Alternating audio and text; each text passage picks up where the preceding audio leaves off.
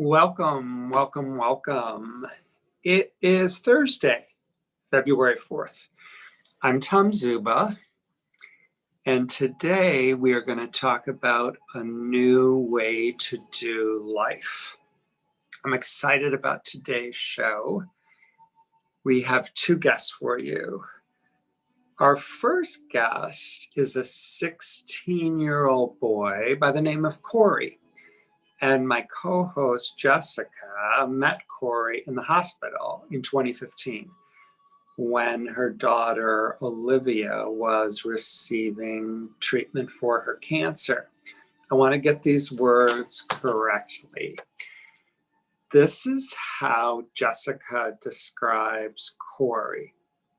Corey is a typical 16-year-old teenage boy that is living inside a very atypical body. He's a typical 16-year-old boy who happens to be living inside of an atypical body. So in a little bit, we're going to bring Jessica and Corey on. And then my second guest, a lot of you know, my friend Rachel Pearson. Rachel and I met probably about the same time that Jessica met Corey. Interesting. We met shortly after Rachel's son, Perry, died. And Rachel and I have become friends. She has really, really honed her skills as a spirit messenger. So I've got some questions for her today. Questions that I present in chapter 1 of my first book, Permission to Mourn, questions that I call life's fundamental questions. Before we get into that, it's February. We are beginning a new month. I think it's really, really important to acknowledge that this has been a year. I'm talking about the last 12 months. This has been a year unlike any that any of us have lived through.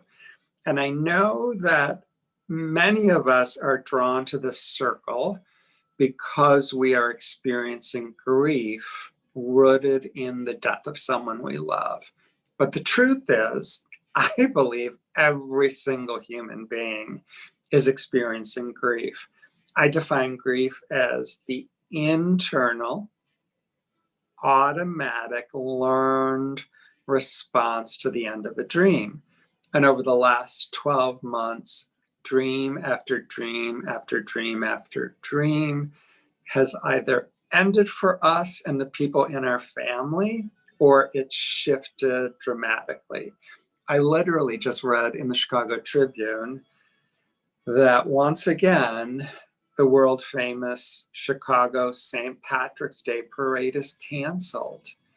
That's where this whole thing began 12 months ago. For me, when Chicago canceled that parade, I thought, oh Lordy, something big is going on.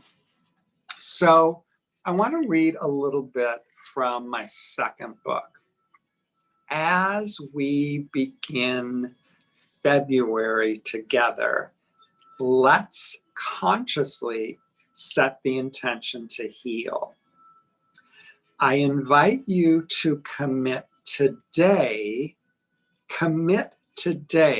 to healing your broken heart, your broken dreams, your broken life. I invite you to commit to set the intention to heal. I am not certain that healing is a destination.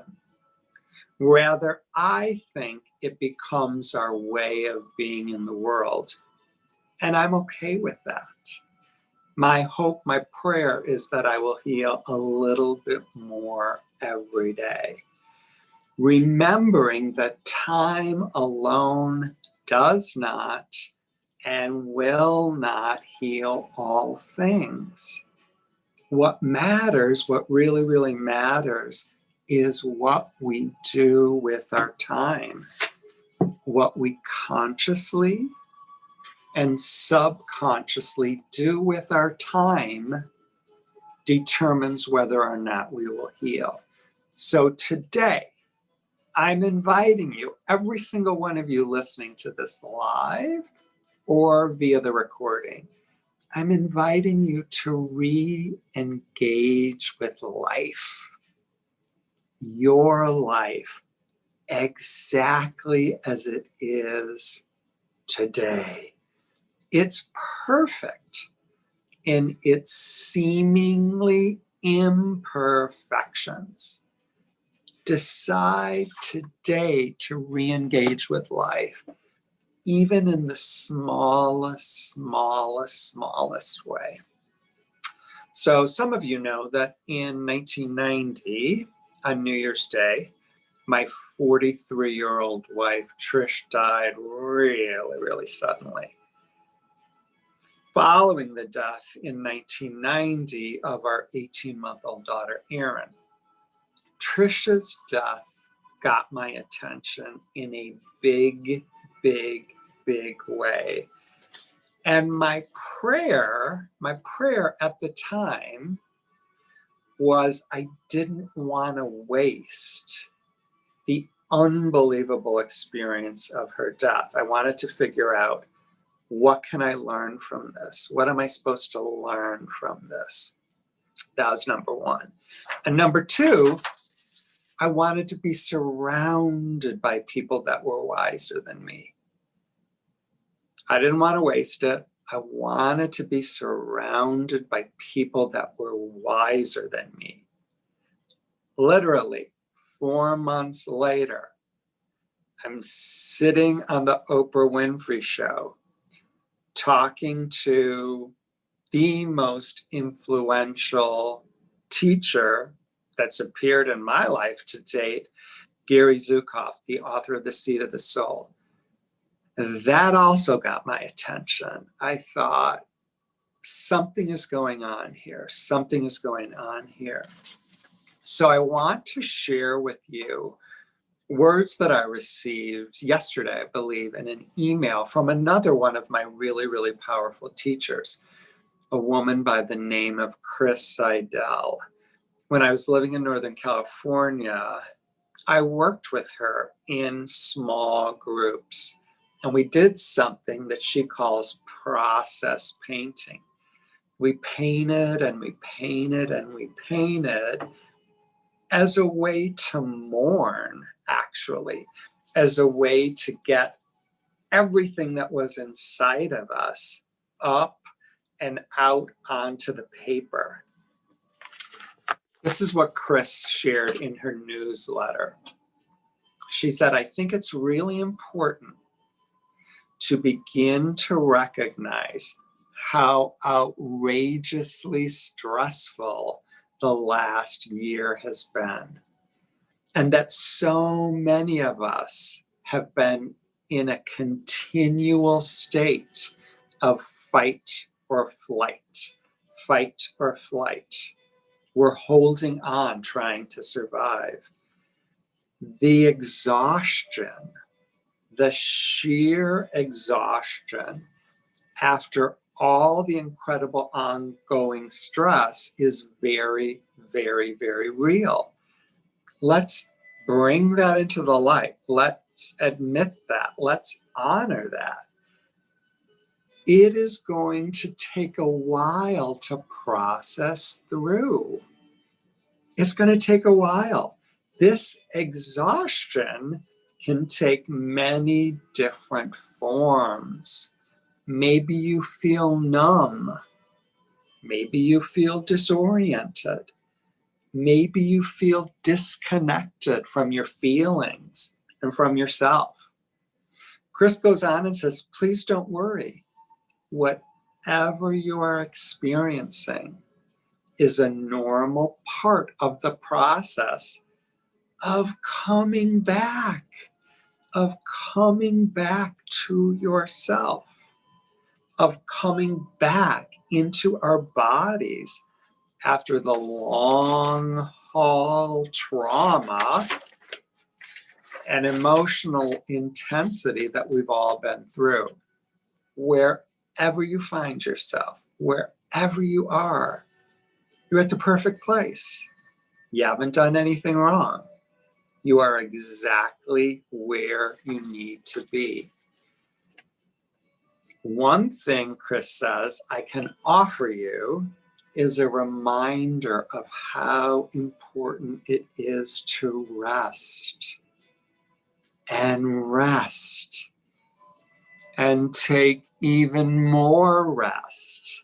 Naps are your friend.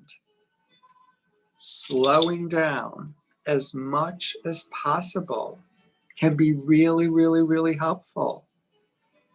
We are in major healing mode right now, so please be patient. Please be kind to yourself. This is what I love, Chris. Make space for all your feelings. Imagine yourself as thawing out from being frozen. This process of thawing and integration will take some time. It may be uncomfortable. It probably will be uncomfortable as you allow yourself to feel what maybe it wasn't safe to feel a month ago or 3 months ago or 6 months ago. Try and remember that all of our feelings are valid, all of them.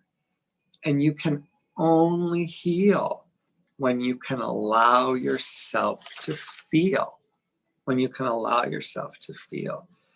Rest, rest, rest. Use this month of February to rest and to figure out a way to come back into your body. So some of you know that I got these really, really cool cards called Messages from the Light. It's a meditation deck.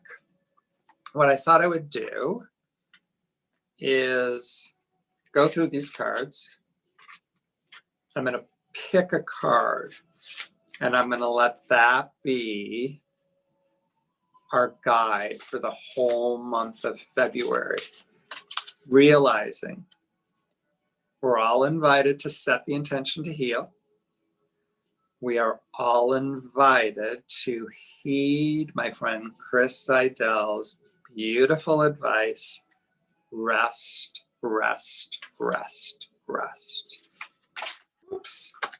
One more piece of wisdom from the universe for this month.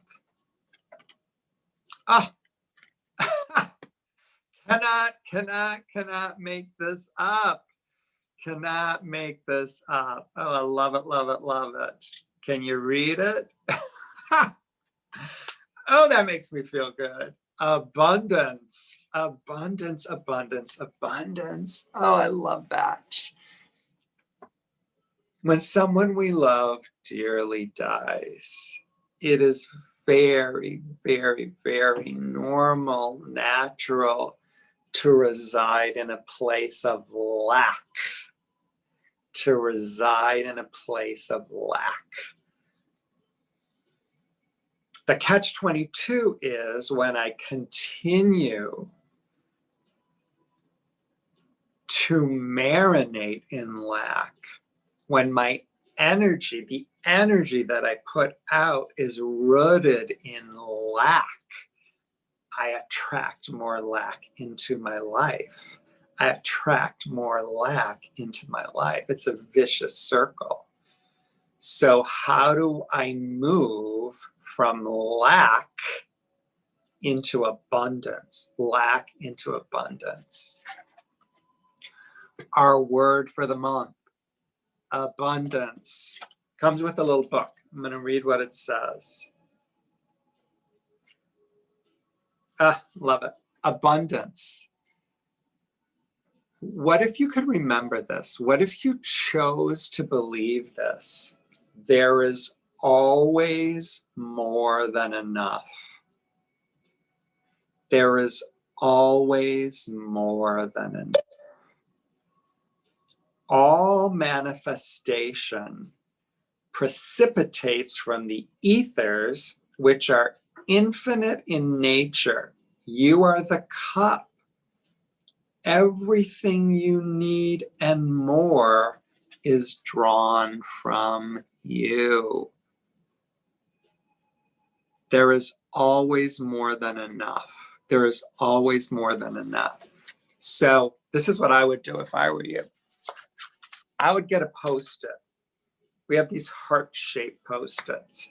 And I would write that down. There is always more than enough. There is always more than enough. I would put that on my refrigerator. I would put that on my bathroom mirror.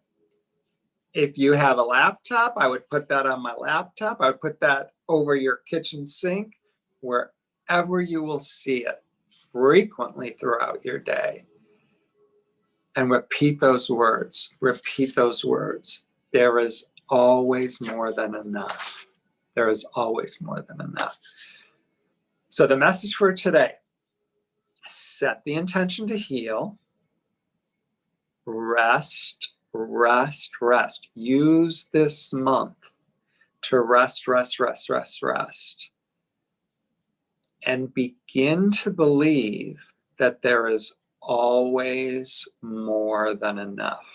Consciously set the intention to move out of lack into abundance. Out of lack into abundance. Love that. So I'm going to bring Jessica on. Jessica is with her friend Corey. Jessica met Corey in 2015 when she was in the hospital while her daughter Olivia was receiving treatment. So let's bring them on.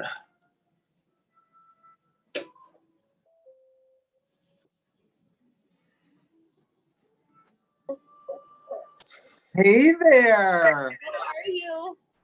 Good. Can you hear me okay? I can. Can you hear us okay? Yeah, I can. It's a little distorted, but it's okay. Hi, Corey. Hey. It is nice to meet you. I've heard all about you.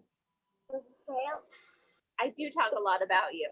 I talk a lot in general, but I do especially enjoy talking about Corey. So I'm happy to see the two of you. We are happy to be here. I have to ask a quick technical question. Am I in frame? I know Corey is. If you could come down a little bit more. Okay. Yeah, that's beautiful. That's beautiful. Thank you. So I know you were really, really excited to introduce Corey to folks. Why? Corey is this incredible, amazing soul, and we've known each other for since 2015, so like 6 years. We first met at Children's Hospital in St. Louis, right? Do you remember meeting me? And it's okay if you don't. No. Corey's always honest. I love it. Sorry, it wasn't that memorable. Sorry. Well, it was a big day for us both. So he was getting treatment on the hematology oncology floor. So we were both there for the outpatient clinic. And my dad, who doesn't know a stranger, started talking with your mom, who doesn't know a stranger. And lo and behold, you live like 10 minutes away from us. And what are the chances that we would meet in St. Louis? And then life got kind of crazy for me. And then once I moved back and I started working at the school, I got to hang out with you again. And you were the highlight of my days because we would have lunch together and get to hang out. And I got to know more about you and your pizza obsession. So Corey is 16 years old. Yeah. And you have a birthday in April. And I love people that have birthdays in April because my birthday's in April. When is your birthday? It's the 12th. The 12th. Okay. Mine's April 2nd. So I'm about 10 days older than you. Pretty close. Yes. So are you excited about your birthday? Yeah. How are you going to celebrate it this year? Well, I'm not for sure. Yeah. Not for sure yet. You have some big plans though, don't you? Yes. Yeah. Yeah. Tom, can you hear us okay? Yeah, I'm curious. What are the big plans? I can hear you perfectly. Don't keep me hanging. What are your plans? How do you want to celebrate it? Maybe go on a shopping trip. A shopping trip. Do you have a destination in mind of a store or two? Like maybe the radio store, some kind of tech store, like Best Buy or Staples or something. Yeah. So Lego and then tech. Yep. So would you say those are two of your passions? Yes. Can you see what's behind Corey? I can. Jessica said you have this unbelievable talent to make things. I don't know anything about it. Explain. Well, this behind me is my wind turbine that I bought a couple years ago for Christmas. And is it like a Lego Yeah. set? But Yeah, it's a radio set. Yeah. And it moves, it spins. It actually spins. We turned it off just before because I wanted to make sure that you could hear us. But because it's got a little motor in it and it does, I mean, it's incredible. And you built it. Yep. How long did that take you to build? A couple, like, probably 6 or 7 hours. That 6 or 7 hours. So that wind turbine, which is spinning right now, it's made of Legos? Yep. Amazing. Isn't that incredible? This is, I didn't know. So Legos have come a long way. This is a whole, I mean, it has like a suspension system. This is all Legos. How long did this one take you to build? A week. A week. That one's got lots of moving parts. That's incredible. So in addition to your passion for Legos, you also have I also have my 3D printing business. Yes, that's what I want to talk about. yeah. Your So- 3D printing business. So I am very passionate about 3D printing. I've had about 6 different printers. You have six different printers? I used to. Okay. Right now I only have one, really. The one I do have was gracefully donated to me by another foundation. And I have used it non-stop pretty much since I got it. It actually So let me ask you this though, Corey, who taught you how to use it? Myself. Yeah. Okay. So that's the miracle here. And what kinds of things do you make on it? Well, we show. yeah. So this was his creation it's a ornament, Christmas tree ornament. So do you want to say what this is? It's a 2020 dumpster fire. Dumpster fire. Okay. Oh, Sum of 2020. got ya. Perfect. Love that. He just made what is so incredible about you. One of the many incredible things is that you can just give him an idea, kind of, I can tell you a concept of something that I'm wanting, and he'll send me pictures, and he creates them. So he made me a set of coasters, and I love my mandalas. So he made me a set of 4 of those. So what are they actually made out of? Plastic from the 3D printer. Yes. It can create anything. And like with those coasters, can you put them in the dishwasher? No, not that material because they will melt. But I can find a higher temperature material that wouldn't melt in a dishwasher. So Incredible. yeah. What other things has Corey made? He can custom make these for your initials, and then each one of these are drawers. So little organizers. That's unbelievable. Did you design that, Corey? No, I found that one online. And then, is this from a game? No, there was a little robot. These little robots, these little figurines. And Corey is passionate also about giving back. So we're looking for some children's foundations so that he can create something for the kiddos and to be able to donate. And it's been a while since we've talked about it, but when you had a couple of longer hospital admissions last year, right? Yep. And you made something. Can you tell us what did you make for the nurses? I made some ear savers, or what they are called. But basically, what they do is they. Oh, okay. This one says VIT, our school.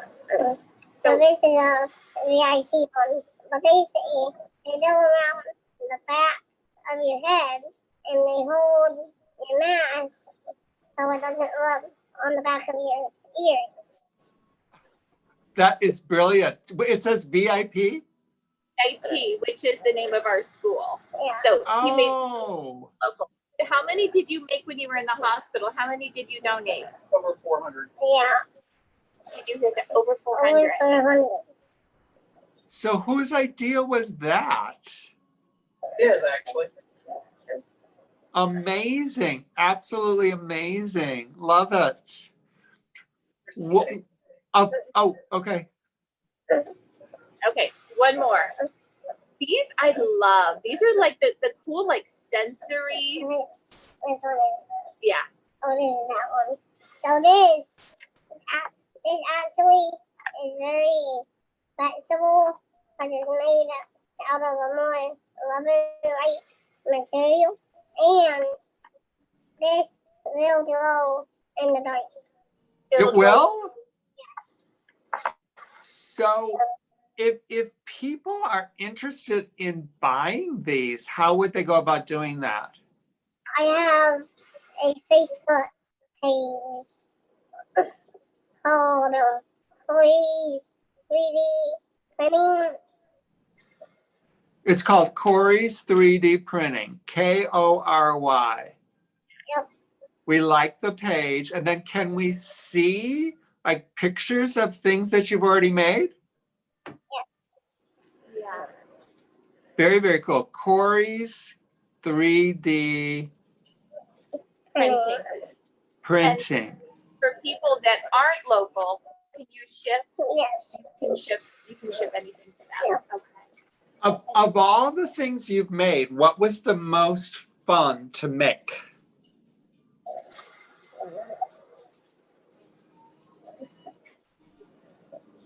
That's a hard question. What are you most proud of? Probably my chess set, which I don't have one made yet. There's a chest. You want to make a whole chess set? No, I There's have. several. I have made. Oh, you have? Oh, For us non-chess players, what would this be? that is a castle piece, Okay, right? that is so neat. The fact that you can design all of it. And you have a really lofty goal, don't you? Yeah. You want to tell us about what's your goal with the new printer that you're trying to get? So my new printer that I would like to purchase has a bed where I can print in any long items because of how it weighs down the plastic. And I would like to get one so then I can break the world record for the world's largest single printed part. I got to be honest with you. I could not quite understand what you were saying. Yeah. So to break the world record for the longest printed 3D item, Yes. right? Yeah. So that is a lofty goal, and I have no doubt that you're going to do it. What is the current world record? Last time I checked, it was like 150 feet. 150 or 15? 50. 15, Oh. No. 50, 150. Okay. So when are you going to start tackling this? Any day. Any day, really. I have to buy the printer first, and then I have to make sure I have enough plastic. Enough of the filament Yeah. to do it. Yeah. So it's going to be an upgrade in his system. He's going to need a new printer to be able to do it. Yeah. Yeah. I love that. We could all use an upgrade in our systems. Absolutely. Corey is so good with everything tech. It is your passion. You're quite amazing. You're quite amazing. So I gotta ask you something. What wise advice do you have to give the people that are listening to this based on everything you've learned in your whole entire life? What's your wise advice? It can always be yours. Isn't that the truth? It can always be worse. It can always be worse. That's so true. Yeah. Yeah. Do you think a lot of people feel that way or think that way? I don't know. Sometimes I do, but other times I feel like people give up too easily. I agree with you. They give up too easily. One of my pieces of advice is hold on, hold on, hold on. You're not a giver. No. What are you looking forward to? What are you really looking forward to in the months ahead? My birthday, obviously. Being out of school for the summer. And possibly letting my new camper out. Very cool. Will you travel in the new camper? Yes. Do you have a place that you really want to visit? Well, I would like to go to Yellowstone again, but I don't know if that will happen. Not this year. Yeah. That would be incredible. What do you really want to see in Yellowstone? Is it just all of the scenery, or is there one thing? It's just everything. Everything. We Yeah. were out there in 16 Yeah. before he got worse, so. Yeah. So, Corey, this is what I want to ask you. When you're getting ready to set that world's record, will you come back and talk to us about it? Sure. Promise? Yep. Okay. So were you nervous at all about being with us live today? No. How do you think it went? Okay. Yeah, it went good. It went really, really good. Are you glad you did it? Yeah. Let us know again. How can people get in touch with you to see the very, very cool things that you've made? On my Facebook, Chloe's 3D printing. Yep. Corey's 3D printing on Facebook. Corey with the K. Yeah. Yeah, Corey with the K. So you guys, thank you for being with us. I really, really appreciate it. Thank you for Thank you. having us and talking with us. This is what I'm gonna hold on to. It can always get worse. Yep. It can always get worse. All right, thanks you guys. Thank Thank you. you. Bye. Bye-bye. Let me see. Here, I'll do it on mine. Okay.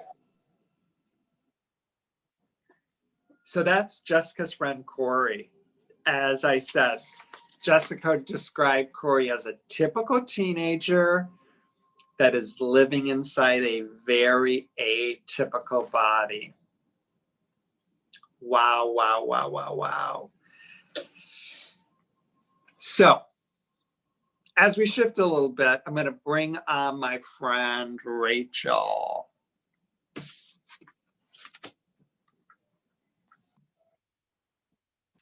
Hi, Rachel. Can you hear me okay?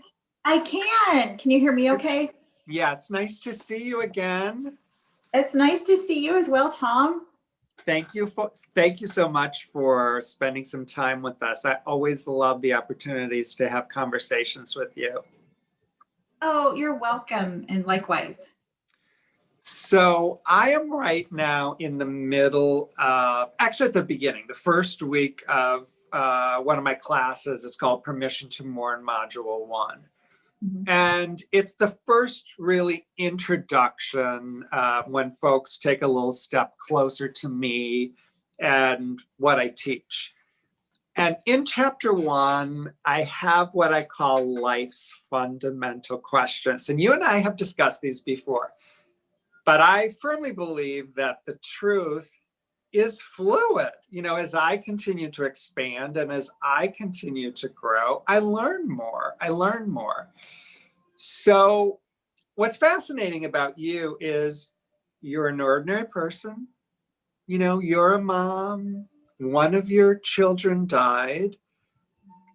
And you have this fascinating ability to be able to connect to the other side.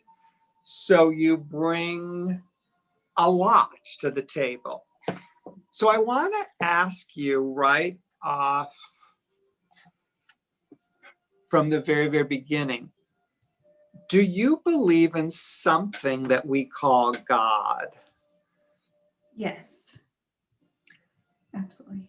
And like over the last 5 years, has your understanding of God changed?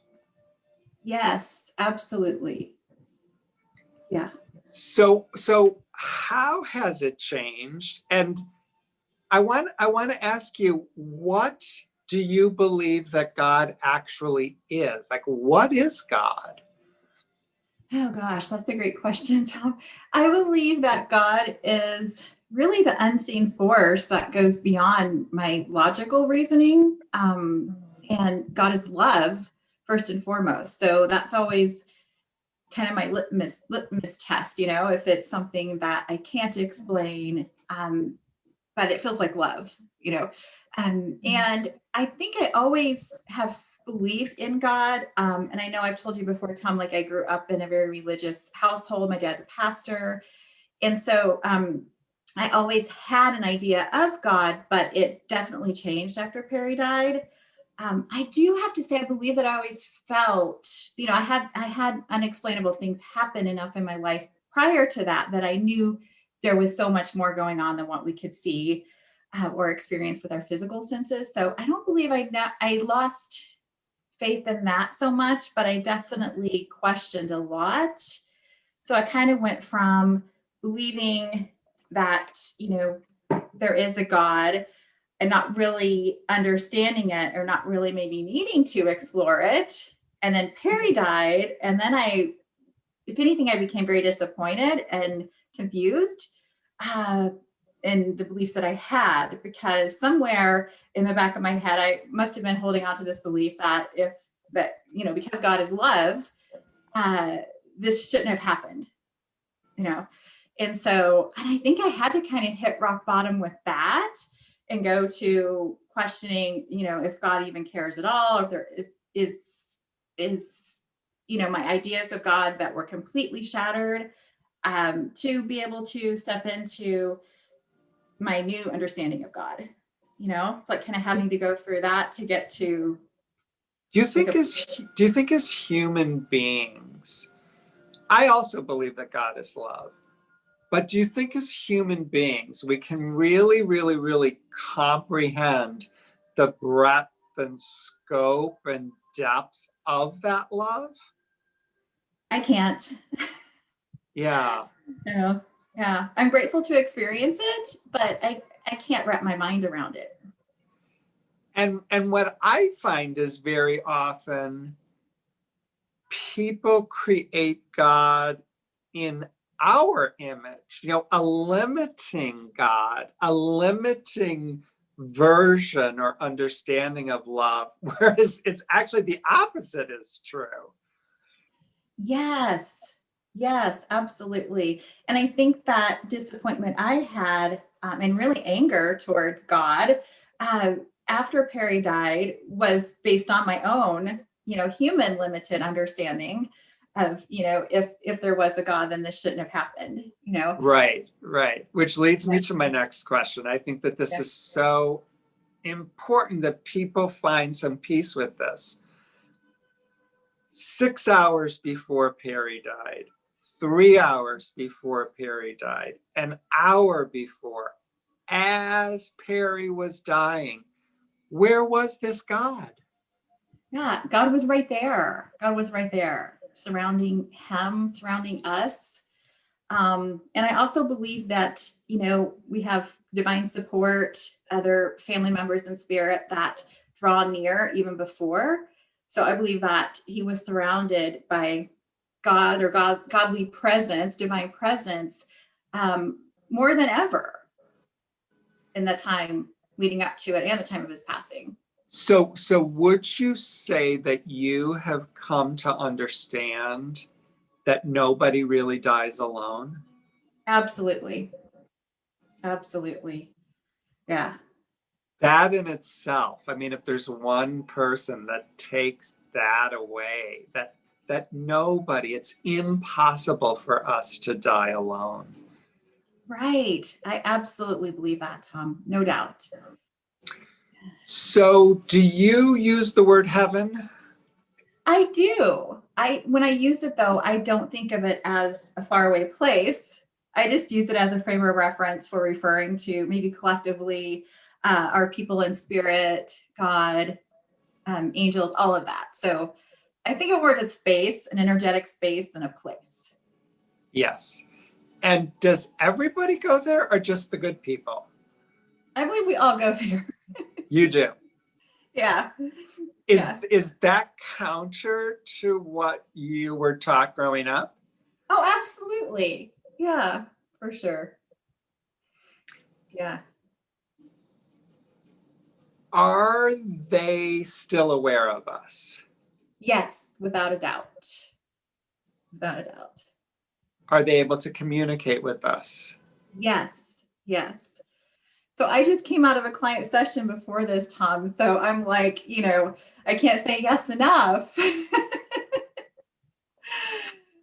Yeah, absolutely. And I think sometimes the barrier is on our side, and sometimes it's because of what we have to go through, processing our grief. And other times it's places that we can kind of get set in that we don't need to be in, but, beliefs that we can cling to that have to do with, that really take us back to the past and take us out of the present moment. Such as what? Oh, what if I could have, I should have, what if he was here? What if I could have saved her?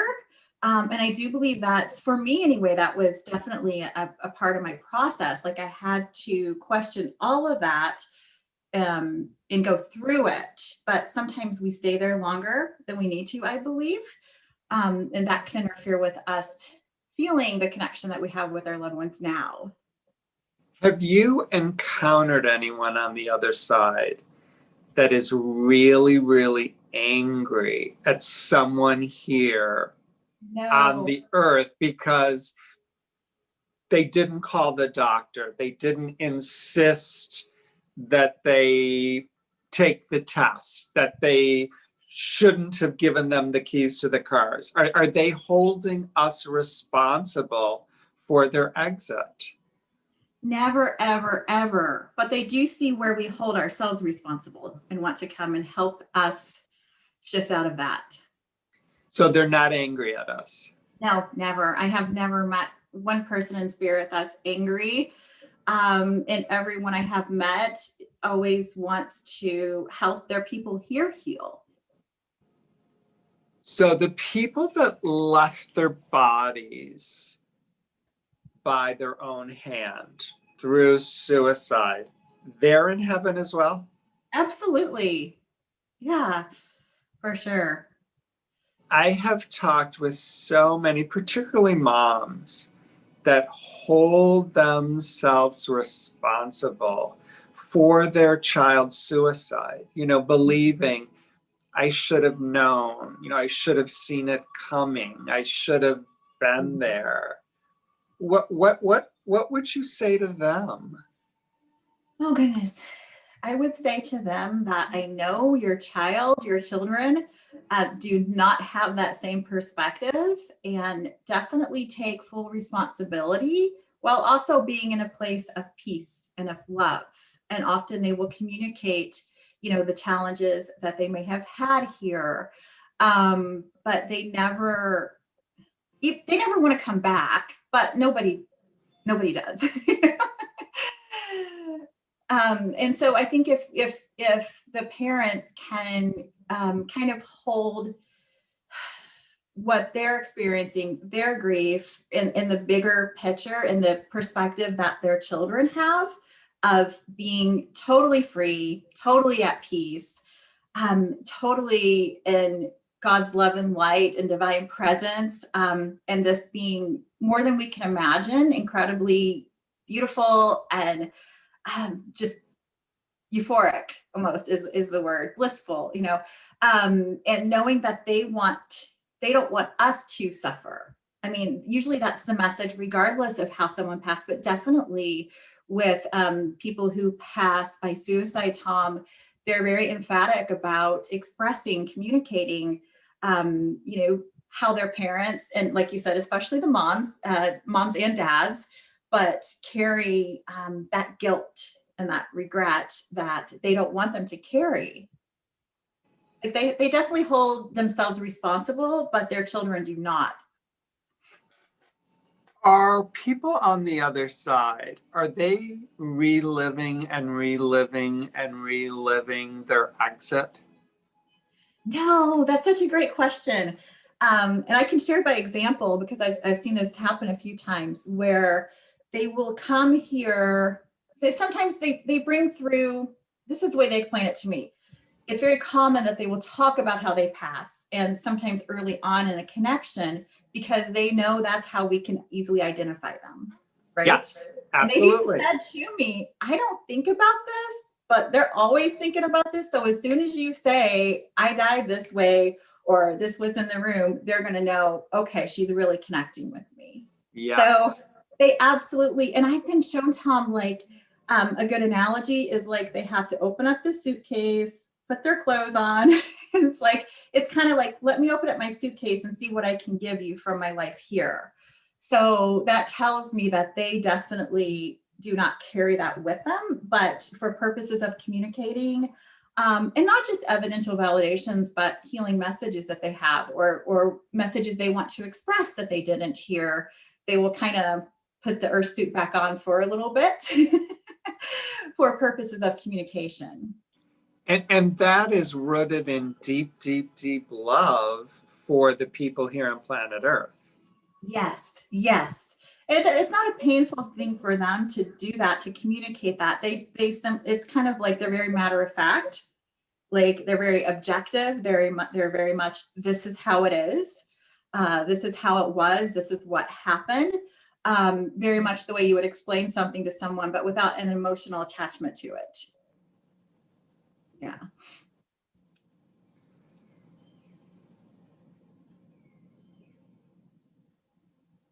So what might be really, really freeing for people here on the planet to know about life on the other side? What might put them at ease and help them feel peace?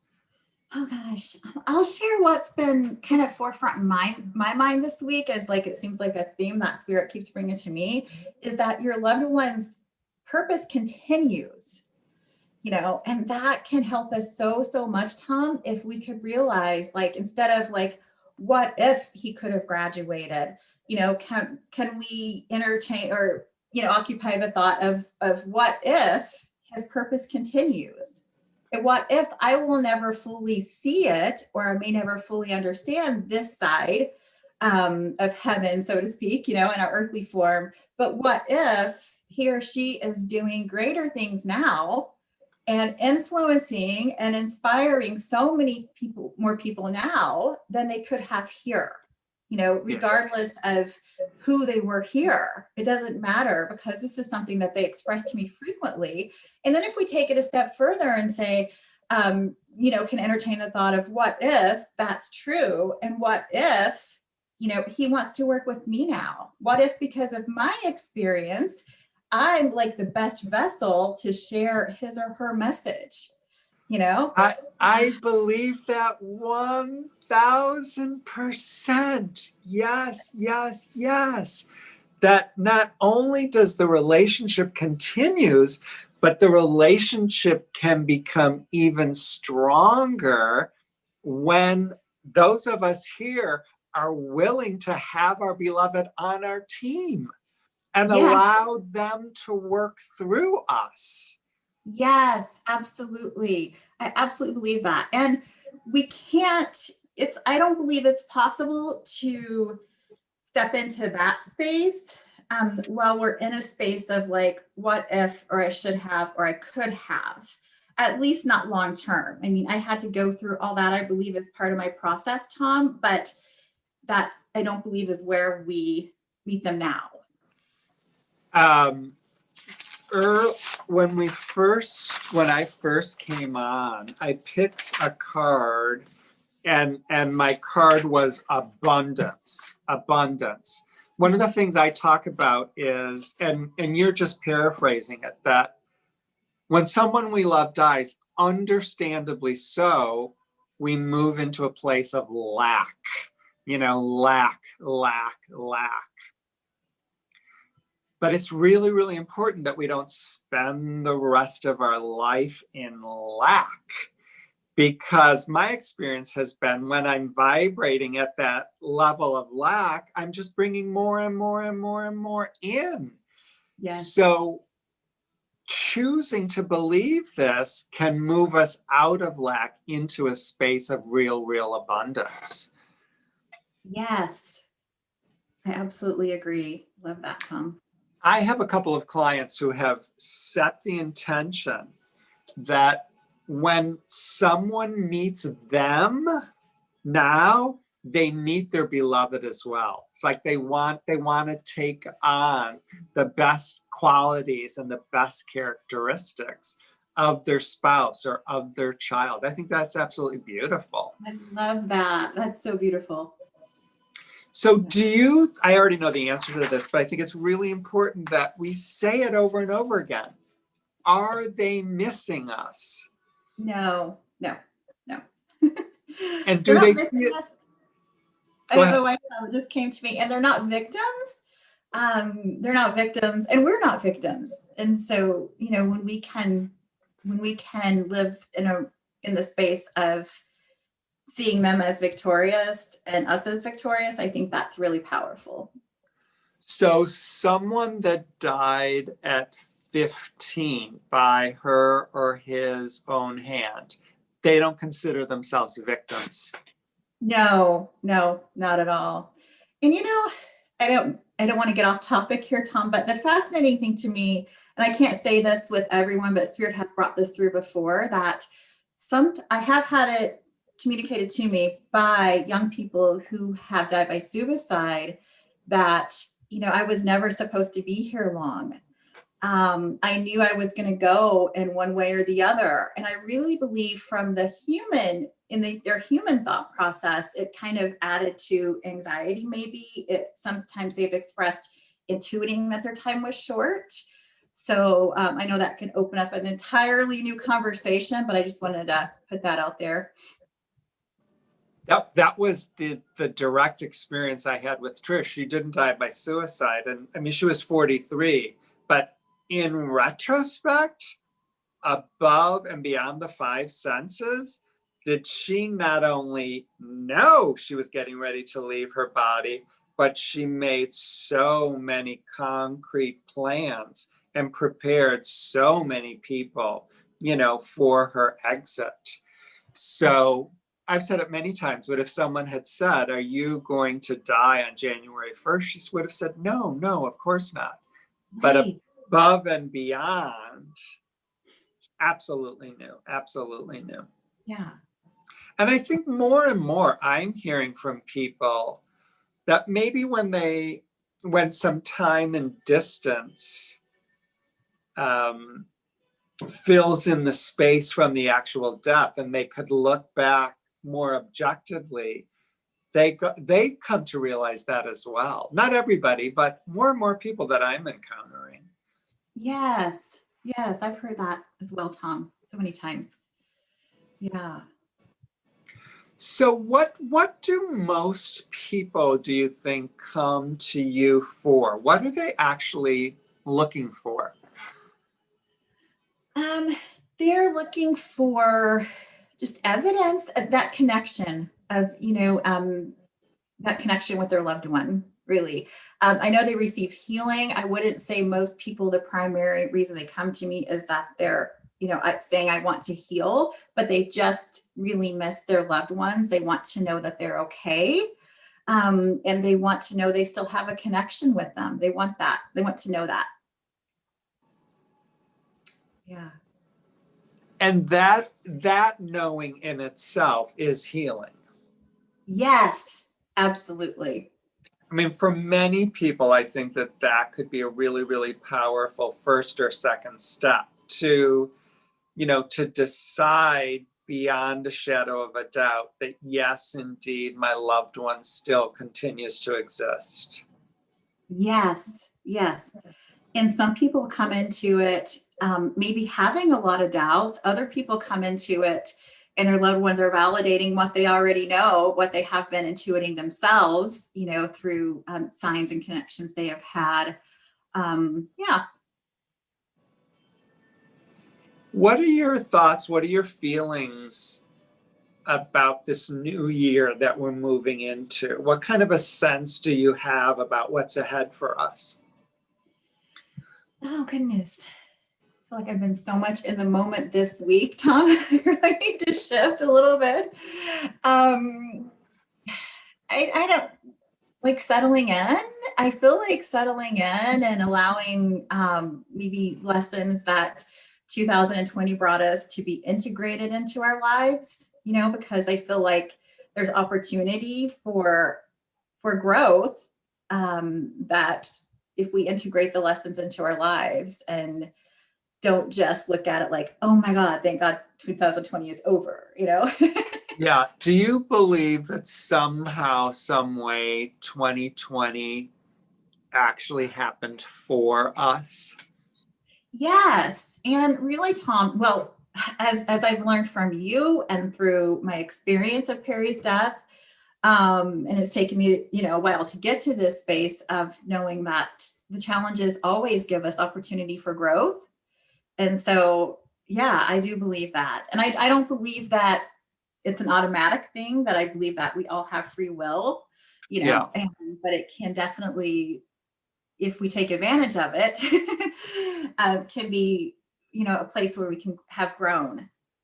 So the invitation is always there. We can use our life as it is in this moment to create peace or to create pain, to move out of lack into abundance if we want, to heal, to heal, to heal, to heal. Absolutely. So how do folks get a hold of you if they want to connect? Okay, thanks for asking. I have a website, rachelpearson.net, and I have a Facebook page, Rachel Pearson Spirit Messenger. So either of those ways they can get in touch with me. And my email is rachelpearsonheaven@gmail.com, but that information is on my site too. And I know you have a group that's beginning tonight because I have a client that's so psyched to be in it. Did it fill up? It did, yes. Tell folks a little bit about it and if you know when the next one's going to be. Yes, absolutely. So these are my soul circles, is what I call them. And I started doing these, I guess, a few years ago now, and I initially called them discernment groups. And honestly, Tom, I had no idea what they were going to be when I started them. And there's still this sense of like, it's really hard to articulate what happens or, the experience, because it's completely different each time, because it's just on my end, it's spirit led, and there's always different people, or if it's the same people, even we're always in a different space, so the messages are always new, and it's really helping people get in touch with their soul, with the voice of their soul, with their intuition, and yeah, that connection. And definitely I feel like they find themselves feeling more connected to their loved ones in spirit, but that's not necessarily the objective of it, because sometimes I think we can seek like spiritual connection and always think of it as outside of ourselves or with my loved one in spirit. And that's great. And we can have experiences. But I find that we can fall into like things becoming ritualistic if we never really have a sense of our own intuition and where we're feeling led.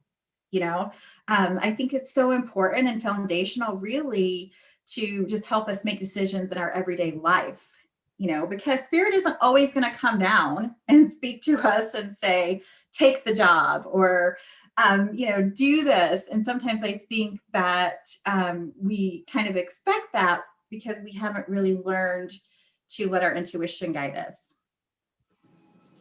I can't remember. It might have been 2 years ago now. I'm not sure, but this phrase, my God-given barometer, that kind of just appeared. So that's another way that I describe, my intuition. It's like really going in there and figuring out, what is my God-given barometer telling me, which direction? So it's, like you said, I'm not a victim. I'm a participant. I'm a co-creator in this. Yes, I love that. And you are the person I've heard use that, the God-given barometer. I've always loved that every time I hear you say that, Tom. And you are an example of someone to me who lives a very intuitively led life, and not always needing the big loud voice, but it's that still small voice, that nudge. It's really interesting though. This is what I love about life. I'm an ordinary person. I'm a human being. So those times when my God-given barometer is really, really clear and saying, move in this direction. And then I say, no, I'm going to move in this direction, and then the whole thing comes tumbling. I'm like, okay. I know. That same thing. And I've had that experience even since being a medium, where I'm like, you guys, and they're just like, well, that's your path, yeah. And then I go, okay, that's all right. Yes, I know that's my path, and I'm going to move in this direction. Yes. I have had the same experience, Tom. So yeah. So yeah. Well, thank you for being with us today. I really, really appreciate it. I'm always fascinated when we get to chat. Oh, likewise, Tom. I really appreciate the invitation and I'm grateful for it. And it's good to see you again. I'll be thinking about you guys tonight. Oh, thank you. Oh, and you asked me about the next one. It will probably be in April. So Okay. I will have a morning one in March and then an evening one again in April. So every other month. And that may be it for this year, but something I definitely do on an ongoing basis. So Okay. So Thanks, for Rachel. the opportunity to share that too, Tom. Always. Thank you, everyone, for being with us. Jessica and I will be back next Thursday, 11 a.m. Central. Make sure you subscribe to my channel.